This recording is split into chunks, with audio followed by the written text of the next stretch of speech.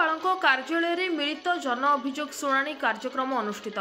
गजपति जिला पारलाखेमुंडी स्थित जिलापालଙ୍କ कार्यालय सम्मेलन कक्ष आज 10टा ठारू 2टा जाए ग्राम्य मुखी प्रशासन सह संयुक्त जन अभियोग शुणाणी कार्यक्रम अनुष्ठित होईछि।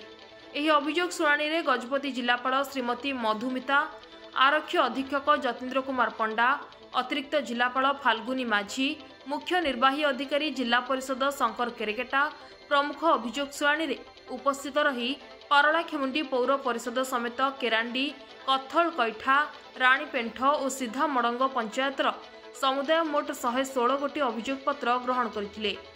सेथिमध्यरु व्यक्तिगत अभियोग समस्या 97 गोटी, ग्राम भित्तिक समस्या 19टी और 9 गोटी अभियोग को तुरंत समाधान करा जायछि। आजिर एही अभियोग शुणाणी शिविर रे सामाजिक सुरक्षा, जमी पट्टा, मनरेगा, गृह निर्माण, राशन कार्ड, शिक्षा, जलसेचन, रास्ता और स्वास्थ्य समस्या भली विभिन्न समस्या नहीं अभियोग आसिथिला। आजिर ग्राम्य मुखी प्रशासन सह संयुक्त जन अभियोग शुणाणी रे उपजिलापाल पारलाखेमुंडी अनुप पंडा, प्रकल्प प्रशासक समन्वित आदिवासी उन्नयन संस्था पारलाखेमुंडी श्री अंशुमान महापात्र, जिला मुख्य चिकित्सा और जनस्वास्थ्य अधिकारी डाक्टर मोहम्मद मुबारक अली, गोसाणी गोष्ठी उन्नयन अधिकारी श्री गौराचंद्र पट्टनायक, स्थानीय तहसीलदार नारायण बेहरा समेत समस्त जिला स्तरीय अधिकारी एही अभियोग शुणाणी रे उपस्थित रहिथिले।